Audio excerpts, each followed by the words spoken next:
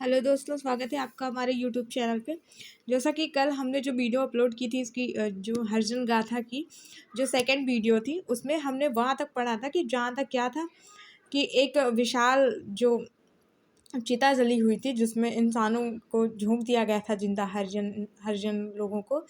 तो वहाँ तक हमने किया था। उसके आगे के स्टैंजा पे आज हम आते हैं एक नए वीडियो के साथ। और आपको पिछली वीडियो में जो भी शिकायत हो, जो भी आपको ना समझ में आया हो, जहाँ जो वर्ड आप वहाँ कमेंट सेक्शन में पूछ सकते हैं। ये यूपीएससी की सीरीज चल रही है जहाँ हम नागार्जुन जी के द्वारा हरिजन गाथा नामक कविता का विस्तृत व्याख्या प्लस इसकी जो संवेदना पक्ष है, भाव पक्ष है, कला पक्ष है, वो सारे विधिवत पढ़ते हुए जाएंगे। तो फिलहाल ये तीसरा वीडियो है। इसके पहले 2 वीडियो अपलोड हुए हैं हरिजन गाथा के, वो आप ज़रूर देखिएगा। तो आइए शुरू करते हैं। यह पैशाचिक नरमेध पैदा कर गया दहशत जन जन के मन में। इन बूढ़ों की तो नींद ही उड़ गई है तब से। बाकी नहीं बचे हैं पलकों के निशान। दिखते हैं दृगों के कोर ही कोर। देती है जब जब पहरा पपोटों पर सील मुहर सूखी कीचड़ की।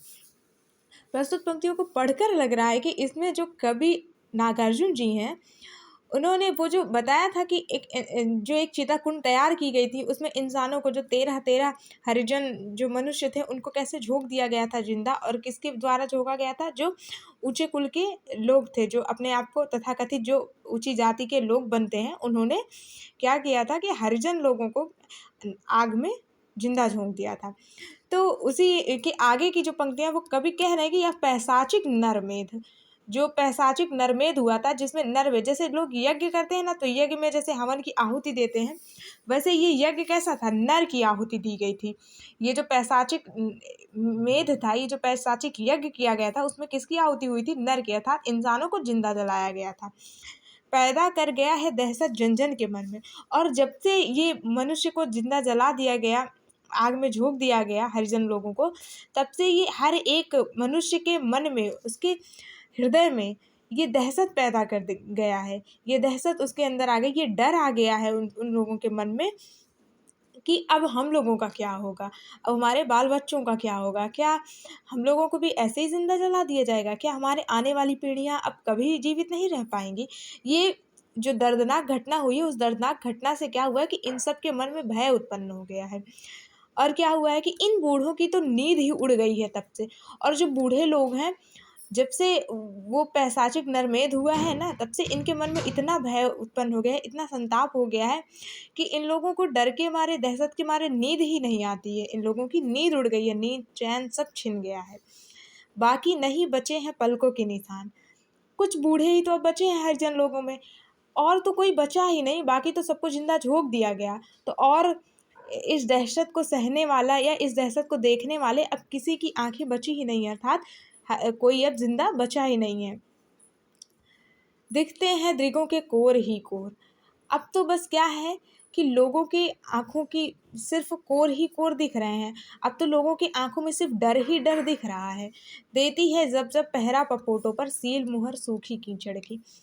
कह रहे हैं कि जब जब जब जब पहरा देती है पपोटों पर सील मुहर सूखी कीचड़ की।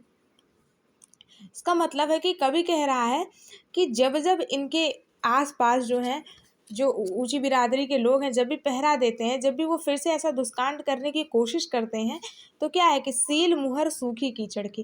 तो इन लोगों के चेहरे ऐसे सूख गए हैं जैसे कि कोई सील हो और उस पर कीचड़ की मुहर लगा दी गई हो, और बाद में वो सूख जाती है तो मिट्टी अपने आप झड़ने नहीं लगती है।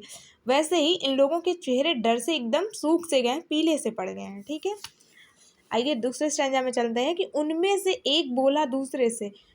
अब देखो, ये तो था कि उस घटना से लोगों के मन में क्या भय हुआ है, किस तरीके से लोगों की मानसिकता बदल गई है, ये प्रस्तुत पंक्तियां बताती हैं।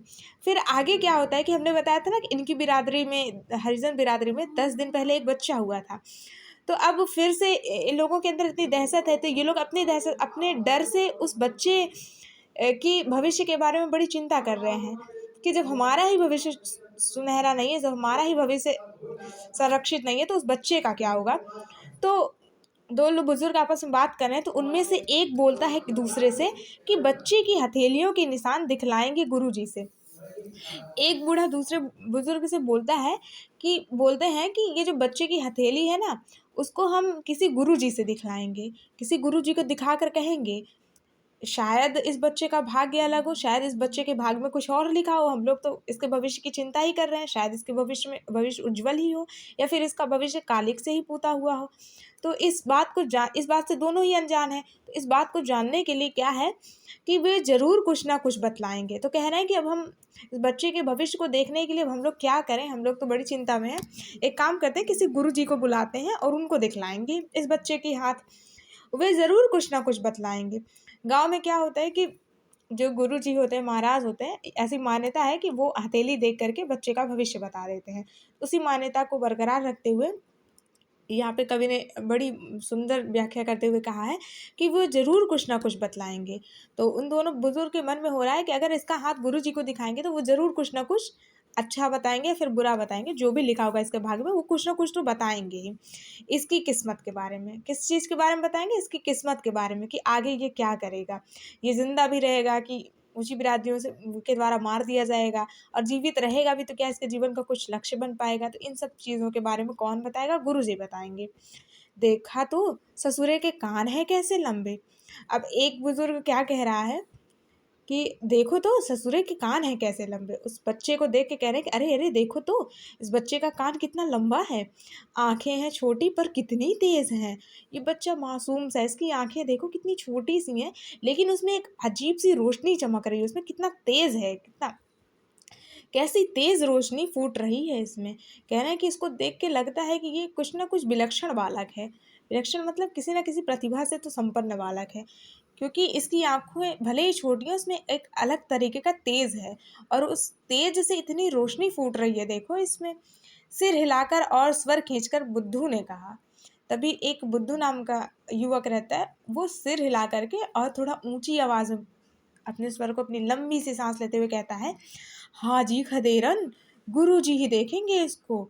तो क्या कहता है कि खदेरन एक और युवक है, उसका नाम है, उसको कह रहा है कि हाँ जी खदेरन, अब तो गुरु जी ही देखेंगे इसको। देखो तो इसकी आंखों से रोशनी भी फूट रही है और इसके चेहरे पे कैसा तेज है, तो इसको ज़रूर ये इसमें कुछ ना कुछ खास बात है। तो इसको गुरु जी ही अब देख के बताएंगे कि क्या खास बात है। वही देखेंगे इस कलुए की किस्मत के बारे में। चलो चलें, बुला लावे गुरु महाराज को। तो क्या हो रहा है कि उसमें से एक शख्स दूसरे से बोलता है कि अब इस कलुए की किस्मत के बारे में हम लोग तो सिर्फ अंदाज़ा ही लगा सकते हैं, बाकी तो सत्यता गुरु ही जी बताएंगे।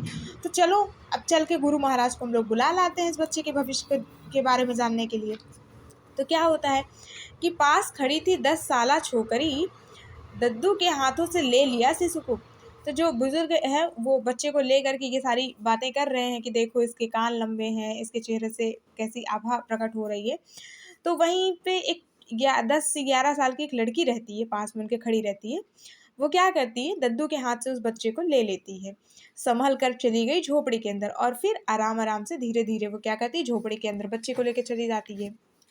फिर क्या हुआ, अगले नहीं उससे अगले रोज, जिस दिन ये सारी बुजुर्ग कल्पनाएं कर रहे थे कि चलो चले गुरु जी के बुला लाएं, उस दिन तो नहीं गए, उसके दूसरे दिन भी नहीं गए। लेकिन हम लोग की आम भाषा में होता है ना परसों जिसको कहते हैं, तो परसों मतलब 2 दिन के बाद फाइनली अंततः क्या करते हैं, गुरु महाराज जी को बुला लाते हैं। गुरु महाराज जी इनकी कुटिया में पधारते हैं। कुटिया का वर्णन है बड़ा, और गुरु जी का वर्णन है प्रस्तुत पंक्तियों में। देखिए कैसे है कि रैदासी कुटिया के अंधेड़ संत गरीब दास।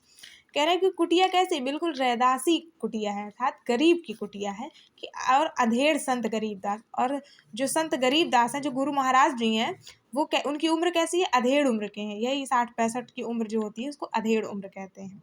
ठीक, बकरी वाली गंगा जमनी दाढ़ी थी, और उनकी दाढ़ी कैसी थी, एकदम जैसे बकरी के बाल होते हैं ना, थोड़ी सफ़ेद सफ़ेद, वैसे ही जमनी दाढ़ी थी, लटक रहा था गले से। और उनकी दाढ़ी कहाँ तक लटक रही थी, एकदम गले के पास, मतलब लंबी लंबी दाढ़ी थी। अंगूठा नुमा जरा सा टुकड़ा तुलसी काठ का, कद था नाटा, सूरत थी सांवली। गुरुजी का कद कैसा था कि लंबाई चौड़ाई कैसे थी, नाटे कद के थे, और उनकी सूरत कैसी थी, सांवली थी, सांवला उनका वो था। और अंगूठी नुमा जरा सा टुकड़ा तुलसी काठ का, और तुलसी की काठ का अंगूठे में क्या किए थे, वो एक मुंदरी पहने थे।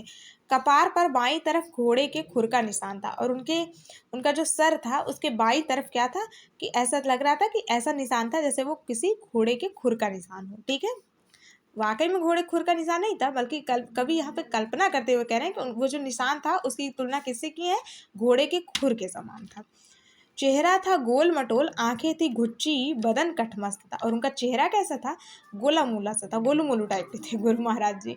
आंखें थी घुच्ची, और आंखें कैसी थी, घुसी हुई थी आंखें, मतलब अंदर की ओर दबी हुई थी। बदन कठमस्त था, और उनका शरीर कैसा था कि एकदम कठमस्त था। कठमस्त मतलब एकदम हिस्ट पुष्ट था। ऐसे आप अधेड़ संत गरीब दास पधारे चमर टोली में। कह रहे हैं कि तब लोग कह रहे हैं, जो आसपास खड़े थे वो लोग कह रहे हैं कि ऐसे में, मतलब इतने गुरु जी की यहाँ पे बता दी गई पूरी उनकी वेशभूषा। तो कह रहे हैं कि ऐसे आप अधेड़ संत गरीब दास पधारे। हे महाराज गरीब दास अधेड़ उम्र के हैं, उनकी उम्र का व्याख्यान करते हुए कह रहे हैं कभी कि ऐसे में गुरु महाराज जी पधारते हैं। कहाँ पधारते हैं, चमार की टोली में, हरिजन के टोली में, मतलब हरिजन की बस्ती में। क्या होता है कि पहले के ज़माने में क्या होता था कि सबकी अपनी अपनी टोली बटी होती है। ठाकुर ठाकुर जहाँ रहते थे वहाँ सिर्फ ठाकुर ही रहते थे, तो उसको ठकुरैया बोला जाता था गाँव में। और आज भी होता है ऐसे गाँव में। तो वैसे ही जो अब ये गुरु महाराज जी जहाँ पधारे हैं वो किसकी टोली, चमार की। चमार की टोली का मतलब वहाँ आसपास सिर्फ चमार ही बिरादरी के लोग रहते हैं, अर्थात हरिजन बिरादरी के। ठीक है।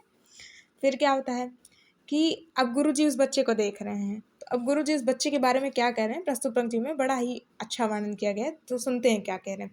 अरे भगाओ इस बालक को, होगा यह भारी उत्पाती, जुलुम मिटाएगा धरती से इसके साथी और संघाती। यह उन सबका लीडर होगा, नाम छपेगा अखबारों में, बड़े बड़े मिलने आएंगे लद लद कर मोटर कारों में। गुरुजी उस बच्चे की हथेली देखते ही करेंगे, अरे भगाओ इस बालक को, अरे इस बालक को अभी तुरंत भगा दो, होगा यह भारी उत्पाती, ये तो बहुत भारी उत्पात मचाएगा धरती पे, जुल्म मिटाएगा धरती से। इस धरती पे जो जुल्म हो रहा है ना, कि ऊंची जाति के लोग नीची जाति का शोषण कर रहे हैं, उनको किसी चीज़ का अधिकार नहीं दे रहे हैं, तो ये सारे जुल्म जो है ये बच्चा इस धरती से मिटाने का प्रयत्न करेगा, अर्थात मिटाएगा। और इसके साथ सहायता कौन करेंगे, इसके साथी और संगाती। इस बच्चे के जो साथी और संगाती होंगे, संगाती मतलब होता है कि जो साथ में रहने वाले होते हैं। इस बच्चे के साथ जो भी, जब ये बड़ा होगा तो इसके जो साथी संगाती होंगे उनके साथ मिल करके ये क्या करेगा, धरती का जुल्म मिटाएगा, अर्थात शोषण के खिलाफ आवाज उठाएगा। यह उन सबका लीडर होगा, नाम छपेगा अखबारों में। और जब लोग जुल्म मिटाएंगे ना इसके साथी संगाती, तो उन सब का लीडर यही होगा, यही उन सबको प्रेरणा देगा, प्रेरणा का स्रोत यही बनेगा, नाम छपेगा अखबारों में। और जब ये बड़े बड़े कर्म करेगा ना, तो इसके कर्म से इसका नाम अखबारों में छप जाएगा, बड़े बड़े मिलने आएंगे, और इसकी इतनी प्रशंसा होगी, इसकी प्रशंसा इतनी दूर दूर तक फैलेगी कि जो बड़े बड़े लोग हैं ना, वो मोटर और कार से लद लद कर बड़े दूर दूर से मिलने आएंगे कि अरे एक हरिजन बिरादरी का बच्चा ऐसा कर गया। तो इसके आगे क्या है कि खान खोदने वाले 100 मजदूरों के बीच पलेगा। तो लोगों को बड़ी चिंता हो रही है कि महाराज आपने तो ऐसे कह दिया कि इस बालक को भगाओ, अगर इस बालक को हम अपने बिरादरी से भगा देंगे तो ये रहेगा कहाँ, कैसे पलेगा, कैसे बढ़ेगा, अभी तो ये बड़ा छोटा बालक है। तब गुरु जी उसकी भी समस्या का हल बताते हुए कह रहे हैं कि खान खोदने वाले 100 मजदूरों के बीच पलेगा। जो खान खान मतलब जो गड्ढा खोदने वाले जो मजदूर होते हैं, ऐसे हजारों मजदूरों के बीच में ये पलेगा, बढ़ेगा। ऐसा नहीं है कि ये बड़े काम करेगा तो इसकी ज़िंदगी में बड़ी शुरू से ऐशो आराम होगी, नहीं, इसकी ज़िंदगी में पहले संघर्ष होगा। क्योंकि दोस्तों आप लोग जानते हैं कि बिना संघर्ष के कोई महान नहीं होता, ये सत्य है। आप चाहे जहाँ देखेंगे, चाहे कवि की कल्पना में देखेंगे, चाहे वास्तविकता में आप देख लीजिए, बिना संघर्ष के कुछ भी नहीं होने वाला है। इतना जान लीजिए कि जब भी आप संघर्ष करेंगे तब आपको संघर्ष का फल अवश्य मिलेगा। अगर आप जितना ही कठिन संघर्ष होगा उतना ही मकाम अच्छा होगा। यूपीएससी देख लीजिए, 1.5 साल 2 साल की तैयारी होती है। किसी वनडे एग्जाम की तैयारी करिए तो आप 2 महीने 3 महीने में दे सकते हैं, लेकिन जो बड़े बड़े एग्जाम्स होते हैं उनकी तैयारी भी लंबी चलती है, 1 1.5 साल 2 साल 3 साल लगती है। लेकिन फिर आप रातों रात स्टार भी बन जाते हैं, ये भी जान लीजिए दोस्तों, तो मन लगा कर पढ़िए। खान खोदने वाले 100 मजदूरों के बीच पलेगा। कहाँ पलेगा ये, जो खान खोदते, जो गड्ढा खोदते हैं, ऐसे मजदूरों के बीच में ये पलेगा। ऐसा नहीं कि बड़ी ऐशो आराम की जिंदगी में ये पलेगा। युग की आंचों में फौलादी सांचे सा या वहीं ढलेगा। कह रहा है कि युग की आंचों में फौलादी, ये जो शोषण कर रहे हैं ना लोग, कि तुम गड्ढा खोदने का अधिकार, तुम्हें पढ़ने लिखने का अधिकार नहीं है, जो लोगों के अधिकारों को उनसे छीना जा रहा है, जो अधिकार उनको नहीं दिए जा रहे हैं। तो कह रहे हैं कि उसी युग के ये जो अत्याचार है ना युग का, उसी अत्याचार में ये फौलादी बनेगा, इसके अंदर दृढ़ता आएगी कुछ करने की, सुधारने की समाज को, सांचे सा या वहीं ढलेगा और यहीं से ये सांचे सा ढल जाएगा। अर्थात यहीं से इसको पता चलेगा, जब इतने संघर्ष के बीच में ये पलेगा बढ़ेगा और संघर्ष में ही जब ये बड़ा होगा तब इसको पता चलेगा कि क्या क्या समस्याएं हैं हमारे समाज की, और फिर उन समस्याओं को एक एक करके दूर करेगा। क्या है, अब फिर क्या कह रहे हैं गुरुजी, लोग कह रहे हैं ठीक है गुरुजी कह रहे हैं, आप ऐसे कह रहे हो तो इसको ठीक है भेज देंगे। तो गुरुजी कह रहे हैं नहीं, अब कैसे कह रहे हैं कि इसे भेज दो झरिया फरिया। झरिया फरिया मतलब आनन फानन, मतलब तुरंत ही इसको भेज दो, ऐसा नहीं कि समय लगाओ, इसको भेज दो तुरंत। माँ भी शिशु के साथ रहेगी, और देखना कि माँ को बच्चे से अलग मत कर देना, माँ को साथ में ही रहने देना, बतला देना अपना असली नाम पता कुछ नहीं कहेगी। और उसकी माँ को ये भी कह देना कि वो जहाँ जाएगी वहाँ का ना तो किसी को पता बताएगी और ना ही किसी को अपना नाम बताएगी जहाँ जाएगी वहाँ भी, ठीक है, कि हम यहाँ से आए हैं, मेरा नाम ये है, ऐसा नहीं। जहाँ नई जगह जाएगी वहाँ पे इसका नाम पता कोई न जाने। अगर कोई ये जान गया कि हरिजन परिवार की है या फिर कहीं से ये मतलब ऊंची जाति के लोगों से बच के आए, तो ऊंची जाति के लोग तो दोस्तों हर जगह होते हैं, शोषण करना तो पूरी पृथ्वी पे शोषण चल रहा था ना उस टाइम। तो कभी कह रहा है कि जहाँ जाएंगी उनको ये भी कह देना है इसकी माँ को कि वहाँ जा करके वो अपना नाम पता किसी को कुछ नहीं बताएंगी, बस अपने शिशु का पालन पोषण करेंगी। और गुरुजी और क्या करें कि आज भगाओ अभी भगाओ। और गुरुजी कह रहे हैं लोगों से, हरिजन टोली से, कि देखो इस बच्चे को ज़्यादा देर मत लगाओ यहाँ से भेजने में, इसको आज ही भगा दो, बल्कि मैं तो कहता हूँ कि अभी तुरंत भगा दो इसको यहाँ से इसकी माँ के साथ। तुम लोगों को मोह न घेरे, अगर तुम लोग इसकी सुंदरता, इसकी आँखों के तेज, इसके मस्तक से, इसकी जो मैंने अभी अभी इसकी कुंडली बताई, अगर उस कुंडली से या फिर इसकी ममता से अगर तुम लोग को मोह घेर ले रहा है, इसकी ममता नहीं पीछा छोड़ रही है, तो होशियार, तो खबरदार, इस शिशु के पीछे लगा रहे हैं गीदड़ फेरे। तो याद रखना, इस शिशु की भनक जो है सिर्फ तुम ही लोगों को नहीं होगी, बल्कि जो ऊंची बिरादरी के लोग हैं, जो अपने आप को तथाकथित ऊंची बिरादरी के लोग हैं, ये जो नरमेघ कर रहे हैं, ये इस शिशु के पीछे पड़ गए हैं, जान लो, एकदम गीदड़ की तरह।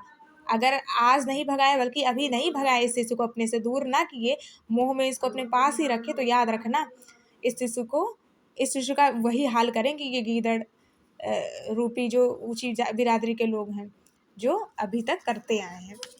बड़े बड़े इन भूमिधरों को यदि इसका कुछ पता चल गया, दीनहीन छोटे लोगों को समझो फिर दुर्भाग्य छल गया।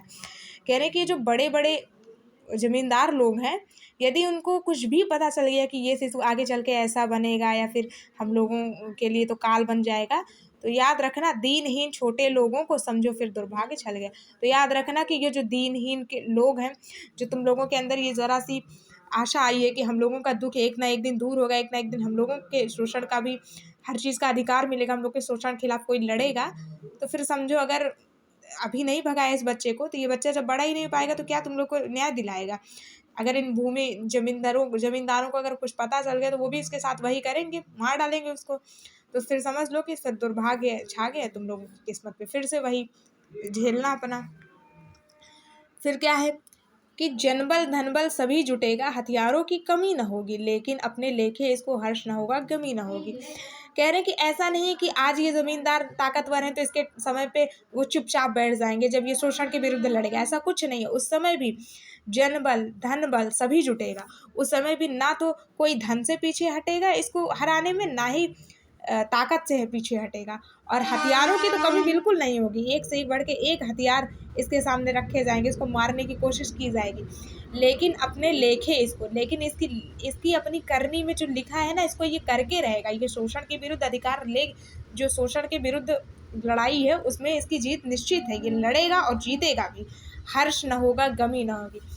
ना तो ये इस बात से बहुत खुश होगा कि मैंने जो है इतना मतलब मैं शोषण के विरुद्ध लड़ा और लोगों को अधिकार दिलाऊंगा, तो इस बात का इसको मतलब हर्ष नहीं होगा और ना ही गमी होगी, और ना इसको किसी बात का गम होगा कि मैंने अपने जीवन में इतना संघर्ष झेल रहा हूँ, मैं कैसे किसी को वो करूँगा, अधिकार दिला पाऊँगा। तो ऐसा कुछ नहीं है, ये हमेशा अपनी लेखे से, अपनी कर्म से जाना जाएगा, अपने कर्म से महान बनेगा, सबके दुख में दुखी रहेगा, सबके सुख में सुख मानेगा, समझ बूझकर ही समता का असली मुद्दा पहचानेगा।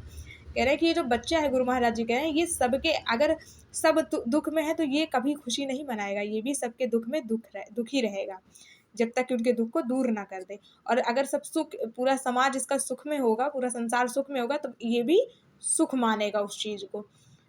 समझ बूझ कर ही समता का असली मुद्दा पहचानेगा। ऐसा नहीं है कि जो ऊंची बिरादरी के लोग हैं उनमें से ये सारे ऊंची बिरादरी लोगों के खिलाफ हो जाएगा, ऐसा नहीं है। जो जो वाकई में समाज का अहित चाहते हैं, जो वाकई में लोगों को पीछे करना चाहते हैं, लोगों को अधिकार उनका छीन रहे हैं, सिर्फ उन्हीं लोगों के खिलाफ ये लड़ेगा, समझ बूझ कर ही समता का। और ये जब सारे मुद्दों को पहचान लेगा कि क्या सही है, क्या गलत है, समाज में क्या बुराई है, क्या अच्छाई है, समानता किसे कहते हैं, समानता का अधिकार क्या होता है, क्या सबको वाकई में पढ़ने का अधिकार है किसको नहीं है, जब ये सारी बातें ये समझ जाएगा, जब किसी बात की जब तक जड़ तक नहीं जाएगा तब तक ये जो है कोई निर्णय नहीं लेगा, जब तक, अर्थात ये निष्पक्ष होकर कोई भी निर्णय लेगा, निष्पक्ष होकर कोई भी न काम करेगा। अरे देखना, इसके डर से थर थर कांपेंगे हत्यारे, चोर अचुक्के गुंडे डाकू सभी फिरेंगे मारे मारे। कवि कह रहा है कि देखना, ये जो बालक है ना, आगे चलकर ये इतना महान बनेगा कि इसके नाम से ही थर थर कांपेंगे हत्यारे। ये जो आज इंसानों का नरमेध यज्ञ कर रहे हैं, जो इंसानों को जिंदा आग में जला दे रहे हैं, एक दिन ये जो हत्यारे हैं ना मनुष्य के, एक दिन ये इसके नाम से कांपेंगे, इसके कर्म से पीछे हट जाएंगे। वो चोर उचक्के गुंडे डाकू सभी फिरेंगे मारे मारे। जब इसका समय आएगा ना, तो जो चोर उचक्के हैं समाज में, अर्थात जो समाज में बुराइयां हैं, वो सारी दूर हो जाएंगी, सब अपने अपने रास्ते लग जाएंगे। इसकी अपनी पार्टी होगी, इसका अपना ही दल होगा। ऐसा नहीं कि ये किसी के साथ मिल करके किसी के पीछे लग करके ये करेगा, नहीं, इसकी अपनी खुद की पार्टी होगी और इसका अपना ही दल होगा। ये अपना खुद जो भी करेगा वो जीरो से शुरू करेगा और ऊपर तक जाएगा। ये अपनी मनमानी का करेगा, अर्थात इसको जो सही लगेगा वो वही करेगा, इसका अपना ही दल होगा। ये किसी किसी दल में नहीं जुड़ेगा, बल्कि इसका अपना एक अलग दल होगा।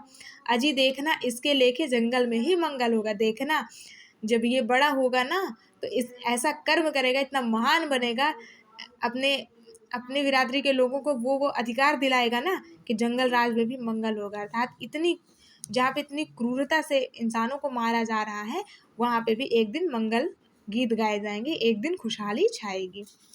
श्याम सलोना या अछूत शिशु हम सबका उद्धार करेगा, आज यही संपूर्ण क्रांति का बेड़ा सचमुच पार करेगा।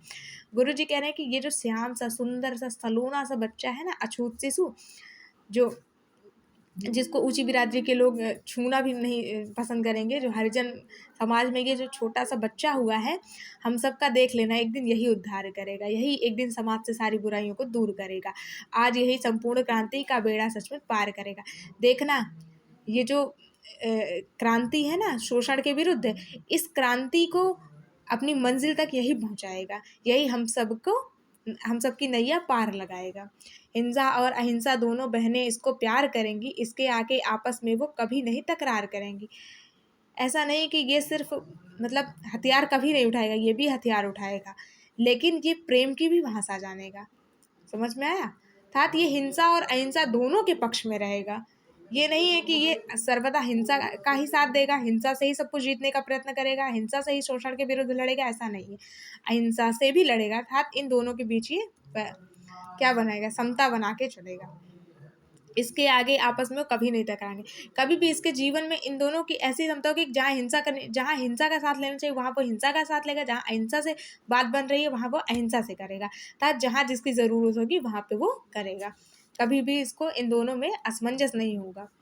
इतना कहकर उस बाबा ने 10-10 के 6 नोट निकाले, बस फिर उसके होंठों पर थे अपनी उंगलियों के ताले। कह रहे हैं कि जब जो गुरु महाराज जी थे, जब इतना उस बच्चे के बारे में कह दिए, तो बस क्या था कि अब बाबा शांत हो गए और अपनी जेब से 10-10 रुपए के 6 नोट निकाल लेते हैं। बस फिर उनके होंठों पर थे अपनी उंगलियों के ताले। बस इसके बाद वो नोट निकाल करके उस बच्चे के पास रख के मौन हो जाते हैं। फिर तो उस बाबा की आंखें बार बार गीली हो आईं, साफ स्लेटी हृदय गगन में जाने कैसी सुधियाँ छाई।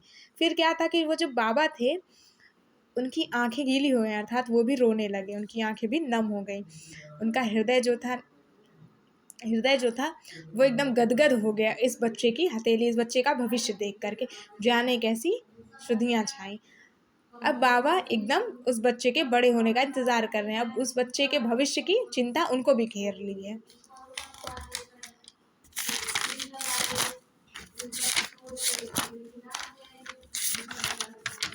बस दोस्तों इतना ही था, इसके आगे शायद हमने लिखा नहीं है। ठीक है, तो इसके आगे हम नेक्स्ट वीडियो में अपलोड करेंगे। और यहाँ तक अगर आपको ना समझ में आया हो तो बिल्कुल आप कमेंट सेक्शन में पूछ लीजिएगा। जय हिंद दोस्तों।